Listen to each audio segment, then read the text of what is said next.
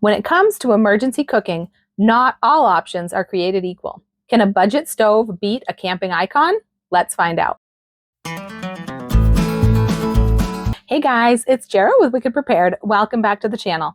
When the grid goes down, all the survival food in the world won't do you any good if you don't have a way to cook it and boil water. So a good emergency cook stove is high on the priority list for preppers. But in today's economy, a lot of people are struggling just to meet their basic needs. They don't have a lot of extra money to put towards preparedness. People want to save money, but also be sure that they're not throwing their money away and wasting it on junk. I've had my Coleman butane stove for several years, and it was a great budget option back when I got it. But like most things, its price has gone up, about 50% increase since I bought mine. So I couldn't help but notice the appearance of an Ozark Trail version of the single burner butane stove for $19.88. In today's video, I'm going to test out this budget brand stove and compare it head to head with my Coleman and see if it's up to the job and if it deserves a place in your survival gear, or if it's smarter to stick with the name brand. And be sure to stick around because later I'm going to talk about why a butane stove is my #1 pick for emergency cooking. I'm going to start by unboxing the Ozark Trail stove that I just picked up, and then we'll go over some of the specs of both stoves and test them out. Some of the things you can see right on the case here, it's 8,000 BTUs. It does have its own ignition system and says it'll last up to 1 hour and 18 minutes using one butane cylinder. And I do see here on the back that this is made in China. Just like the Coleman, it does come in a nice case, a nice carrying case. Now, this does say here for outdoor use only. You're going to be hard pressed, I think, to find a stove like this that does not say that. They're going to give warnings to cover them, their liability, of course. And I'm going to talk a little bit more later on about whether or not I feel comfortable using this indoors and why.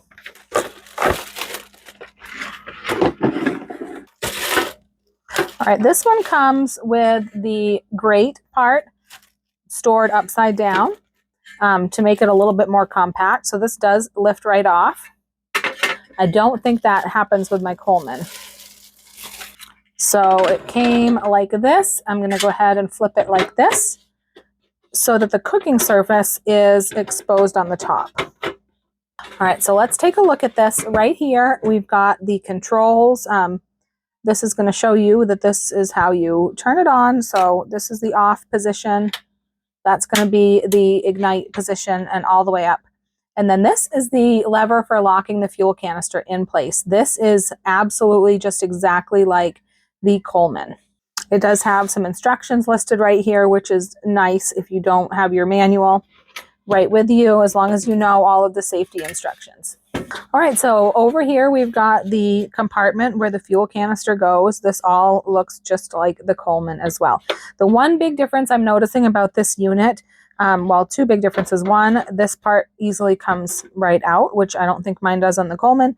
And two is this surface is just a different type of finish. It's more of a rough type of finish and not like a smooth finish like the Coleman. Not that that probably makes any difference. I could see if it was the part where the pot sat, maybe to keep the pot from sliding around, but it's not. It's just the body of the unit, which I don't think is important. This is all metal right here. This is metal. It's all metal except for this part right here, which is plastic. All right, I'm going to get out the Coleman so we can compare these side by side. All right, here's the Coleman. The first thing I noticed is that the cases look very, very similar. And what that made me think of is the fact that sometimes when you're looking at a generic brand of something versus a name brand, quite often they're both being made in the same factory, basically to the same specifications or close, and they're just putting a different name on each package. So there's a possibility here, because I do believe these are both made in China, so there's a possibility that that is what's happening. But you can tell that the Coleman one has been around a lot longer. It's been through a lot more. And here is the stove. You can see that side by side, they are very, very similar. Now the Coleman, according to the manufacturer's specifications, is 14.8 inches by 6.5 inches tall by 10 inches wide, and weighs 5.8 pounds. It's a single burner stove with a built-in ignition, and Coleman says that this will fit up to a 10-inch pan. This stove has 7,650 BTUs of heating power, and according to Coleman, it will go up to 1.25 hours, 1.25 hours on high with an 8.8 ounce butane canister. Now let's compare the Ozark Trail, which according to the manufacturer, it says it is 13.4 inches by 4.1 inches deep and 11.1 inches across. Now these look so close in size to me that I believe when they're talking about the size, they're actually talking about the size in the case. And I think that also includes the weight that they give, because it says that this weighs 7 pounds, and there's no way that the stove by itself weighs 7 pounds. And that would also explain perhaps why it says that this one is heavier than the Coleman, when I can just tell by lifting them that the stove itself, the Coleman's quite a bit heavier. The Ozark Trail is also a single burner stove with a built-in ignition, and this one says that it fits up to an 8-inch pan. Now, I find it curious with the way that how similar they are in size. I mean, they basically are about exactly the same size. So I find it curious that this one says it will hold up to an 8-inch pan, and this one says 10 inches. The one thing I do know is with a butane stove, you do want to be careful not to use a pan that's too large, because if the pan overhangs a lot and starts to overhang over the fuel tank, it could cause the fuel tank to explode from the extra heat. But I'm going to get out my tape measure here in a little bit and measure each stove just to see if they really are that different, because they look just about equal to me. And the Ozark Trail is an 8,000 BTU burner, so 8,000, 7,650. This one says it lasts an hour and 18 minutes on a full butane canister. This was an hour and 25. Kind of makes sense that this one would last just slightly shorter if it's burning just slightly hotter. Now, like I mentioned, I do believe the size and weight, they are including the size of the case and the stove together, which would make sense, because if you're going to carry them, you're obviously going to be carrying them in with the case. So if you look at this, you can see it's hard to tell. It's really hard to tell, but the case does overhang about an inch here, and really very little right there. And you can see that the Coleman case is quite a bit deeper than the Ozark Trail, and I really think that's because of the way that they have that pan holding part of the Ozark Trail that comes out and flips over, so it saves a lot of space in that regard. So this is quite a bit thinner of a case. You can see when you look at the two stoves themselves, they look like they pretty much are exactly the same size. So I really think most of the size difference is in the cases. But for storing and transporting the stove, that would make a difference. If your storage space is at a premium, or you have like a small vehicle, a small RV or something like that, that you're keeping your stove in, then that could make a difference, having those extra couple of inches. So those are about exactly the same size, but not that inner part. So maybe that's why it says, I don't know why they wouldn't hold the same size of pot. So now I'm going to test these out and see how they do as far as how fast it's going to take each one to boil water. Now I have got 2 bottles of water here, because I don't want to have to worry about like how accurately I'm measuring the water to make sure I have the same amount. So these are commercially filled bottles, so they should be the same amount of water. I'm going to use the same pot for both. I only have 1 of these pots, so I'm going to do 1, and then I'm going to let the pot completely cool back to room temperature, and then I will test the other one. Likewise, I'm also going to use 2 brand new cans of fuel that are both the same brand, and just try to make everything as even as I can. I'm going to start with the Ozark Trail stove. Now, to work these stoves, to insert the fuel, you need to take the cap off the fuel, and then you can see it's got this little notch in the rim here, and that is going to fit right in here. This little piece is going to fit right into the notch. I'll leave this open. You can see when you push down on this locking mechanism here, it's going to lock that fuel tank into place. All right, I'm going to go ahead and put my pot right on there. And I'm going to put in 1 full bottle of water. So I've got my 1 bottle of water in here. I'm going to throw a lid on this. And I have got a stopwatch right here. So I'm going to go ahead and light this, and I'm going to put it on full strength flame, put the flame all the way up, and see how long it takes for this to come to a boil, a full boil.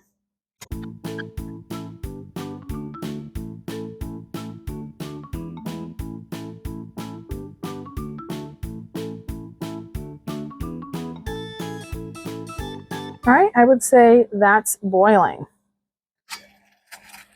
for sure. So just over 4 minutes. I'm going to turn this off. One thing that I just noticed about this stove that the Coleman does not have, when you turn it off, it's just not quite straight up and down here. It's a little bit off. So if I turn it all the way, it's going to release that fuel tank. That's interesting. That's a feature that my Coleman does not have. All right, so I'm going to go ahead and I'm going to empty this water, and then I'm going to let the pan and lid and everything come back to room temperature, just the way that it was when I started this test. And then I'll go ahead and see how quickly the Coleman can boil that same amount of water.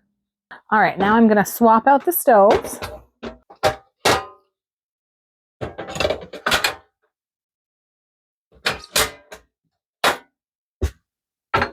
And add my water. And my lid. All right, get the stopwatch ready and turn that on.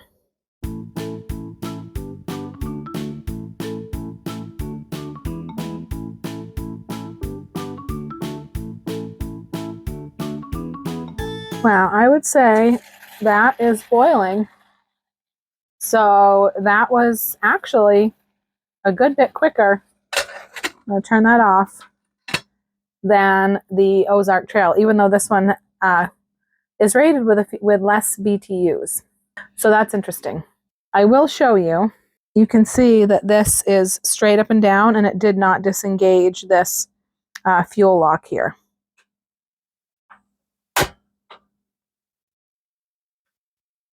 I have noticed, though, when I go to put the Coleman away in the case, if I have forgotten to disengage the fuel tank, because you're not supposed to store these with the fuel in the stove. So if I have forgotten, just the act of putting it in the case will flip up that lever and disengage the fuel tank for me. Let's see if the Ozark Trail does the same. And that does the same. So I think that's a safety feature on both of these stoves. Both of them are going to flip up and disengage that fuel tank if you try to put it away in the case with the fuel still engaged.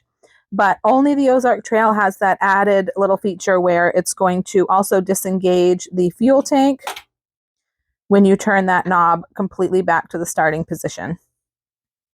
I'm not sure how I feel about that, because I wouldn't want it to be disengaging the tank if I was still in the middle of cooking my meal and I just turned the burner off for a second, but I didn't notice myself having that problem. If I just turned it really low or turned it off, I had to be conscious about pushing it a little bit extra to get it to disengage the fuel tank.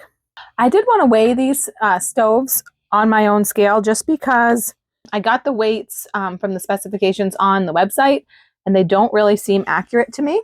So the Ozark Trail stove, the website says that it weighs 7 pounds. And I would assume that means the stove and the case together. But let's just see how much it weighs on its own and with the case, because it does not seem to me like it weighs 7 pounds.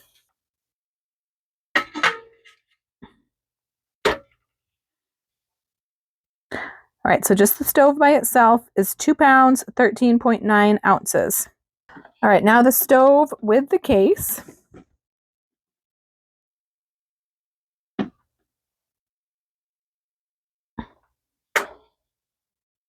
£3 pounds, 14.7 ounces. So nowhere near 7 pounds. I'm really not sure where they got their 7 pound weight from. And now the Coleman stove. This one, the website says that it weighs 5.8 pounds. So without the case, it's 3 pounds, 5.9 ounces. Now the Coleman with the case is 4 pounds, 10.9 ounces. So that's a lot closer to the 5.8 pounds that the website says it weighs, but it's still not accurate. Next, I'm going to put the Ozark Trail stove to the test, cooking an actual meal. I've used my Coleman stove to cook meals countless times. If you're a regular viewer, you've seen that stove in action. Now I'm going to see how the Ozark Trail is going to perform during actual cooking tasks, how easy it is to control the flame and things like that. But before I get to that, I wanted to talk a little bit about butane and why a butane stove like these is my first choice for cooking indoors during a power outage. Remember, I did my research, and you too should do your own research to decide what you're comfortable with and what's right for you. This is just what I do. Also, keep in mind it's important to follow some basic safety measures when you're using any type of emergency fuel or emergency appliance indoors. First, make sure you have a carbon monoxide detector nearby. In addition to the carbon monoxide detectors that we have mounted throughout our home, we also keep an additional battery-operated carbon monoxide detector with a digital readout, and we keep it right with our emergency gear. A fire extinguisher is also a good thing to keep handy anytime you're cooking or using open flame. And it's a good practice whenever you're burning any fuel to keep a window cracked just a tiny bit for ventilation.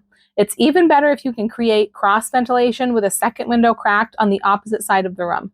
I think butane stoves are a great choice for an emergency cooking source. For one, the stoves themselves are very inexpensive. They're affordable. You can easily find one in the $20 to $30 price range.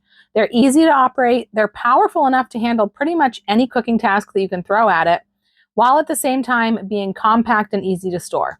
The fuel is also easy to find, it's relatively safe to store, and it has a fairly long, stable shelf life of 8 to 10 years when it's stored properly. So you know your emergency cooking supplies are going to be there when you need them. Besides being easy to store, both the stoves and the fuel are very portable as well if you ever need to grab and go in a bug out or evacuation situation. Another key benefit is butane's clean burning properties. It has minimal risk of producing carbon monoxide compared to other fuels like propane, kerosene, and charcoal, if you're careful about proper ventilation, like I mentioned before. Butane is often used indoors in catering and buffet situations, and it's used as a regular kitchen cooking appliance in many other countries, especially Asian countries. The biggest drawback that I do need to mention with butane is that it doesn't perform as well in very cold temperatures. Once it drops below freezing, you might start to have some issues. But for myself, I do use the stove indoors, and hopefully with the emergency backup heating methods that we keep it as part of our preparedness plan, I'm not ever going to have to worry about such extreme low temperatures indoors. But it's always good to have a backup method just in case. Even with that limitation, I still believe butane is a great resource to use. That's why I've chosen a butane burner like the ones I showed today for my primary indoor emergency cooking method. Besides using it when the power goes out, I use them regularly for cooking demonstrations, for videos like I'm about to show you now, and I've never had any issues with it. When the power goes out and I need to fix a meal without getting into the fridge or running out to the store, I often turn to meals in a jar or a meal in a bag. These are meals that I've put together in advance that are shelf-stable, complete meals or complete meal kits that cook up quickly and easily so that they won't waste that precious fuel. Today, I thought I would test out one of my newest meals in a bag on the Ozark Trail stove, and it's going to be chicken parmesan soup, which my family are big fans of. We're having some bitter cold weather, so soup is going to be a very welcome dinner. I've got all the ingredients here, so let's get started. I'm starting with the chicken, the tomatoes and tomato sauce, broth, and all of my seasonings. And I'm just going to get this heated through and simmering. And once it's hot all the way through, I'm going to add my pasta, and I'm going to turn it down and let this go until the pasta is about cooked through. This is going to be one of the hardest parts. I find with these butane stoves, they're plenty powerful enough to heat well, but sometimes actually getting the flame down as low as I need it is the real challenge. Okay, now that this is almost done, I'm adding in my dairy ingredients, and that's Parmesan cheese and a can of this media crema, which is basically like a canned heavy cream. This is a really fantastic ingredient to have on hand in your prepper pantry. And once I've got these in here, it really just needs to be heated through. All right, now that this is ready, let's serve it up. And for each bowl, I've got some freeze-dried mozzarella cheese that I have rehydrated so it can get all melty on the top of the soup. And then I'm going to top that with some Italian croutons. And this is ready to eat. I'd say the Ozark Trail butane stove has passed the test. It can boil water and cook a delicious meal. What more could you ask? Okay, so my final thoughts on the Ozark Trail single burner tabletop butane stove. I went into this thinking it was going to be basically a carbon copy of the Coleman stove, and it is very similar. I think it's a really good option if you're looking for a budget-friendly stove. It does actually store in a little bit smaller of a space, and it's a little bit lighter, and it's right now currently $10 cheaper than the Coleman stove. So if storage space and budget are your biggest constraints, then I'd say the Ozark Trail might actually be the better choice for you. If money is not as big of a concern, the Coleman did seem to be slightly better quality in its workmanship, and it did heat up a little bit more quickly in my testing. And also don't forget it has a larger pan size that it claims to hold safely. So if you have a larger family, the Coleman might be for you. I did use the larger pan on the Ozark Trail stove, and every bit of sensibility I have tells me that there's no good reason why I shouldn't be able to do that. But if you want to stick with the manufacturer's recommendation, you're not going to want to use the larger pans on the Ozark Trail stove. So I think if you take into consideration all those factors, you can decide which stove would be best for your needs, because I feel like the Ozark Trail can definitely hold its own against the Coleman. If you made it all the way to the end of the video, leave me a flame emoji down in the comments and check out this video next to see what else we keep in our emergency cooking kit with our butane stove. I'm Jara with Wicked Prepared. Survive today, thrive tomorrow. We'll see you next time.